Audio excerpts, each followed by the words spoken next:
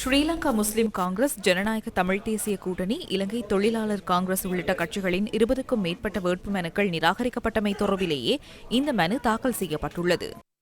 இந்த வேட்பு மனுக்கள் நிராகரிப்பதற்கு பிரதானமான காரணமாகிய இளம் வேட்பாளர்களுடைய பிறப்பு சான்றிதழை அதை ஃபோட்டோகாப்பி பிரதியை ஒரு ஜேபி மூலமாக அல்லது கமிஷனர் ஓட்ஸ் மூலமாக அதை செர்டிஃபை பண்ணி, அது உண்மை பிரதி என்று செர்டிஃபை பண்ணி வழங்கப்பட்டது பிழை என்று நிராகரிக்கப்பட்ட சூழ்நிலையில் அந்த நிராகரிப்பு சட்டத்துக்கு அமைவானது அல்ல என்ற பிரதானமான விடயம் சம்பந்தமாகத்தான் நிறைய வேட்பு மனுக்களுடைய சவால்கள் வேட்பு மனு நிராகரிப்பை நாங்கள் சவாலுக்கு உட்படுத்தியிருக்கின்றோம்.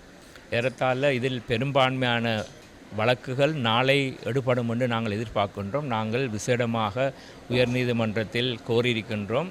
இது அவசரமாக இதை எடுக்க வேண்டும் என்பதற்காக நாளை தினம் இந்த வேட்பு மனுக்களின் சம்பந்தமான விடயங்களை நீதிமன்றத்தில் கூப்பிட வேண்டும். இது சம்பந்தமாக எங்களுடைய நிலப்பாடை நீதிமன்றத்துக்கு சொல்லி தக்க ஒரு நிவாரணத்தை பெறுவதற்காக நாங்கள் எதிர்பார்த்து கொண்டிருக்கின்றோம்.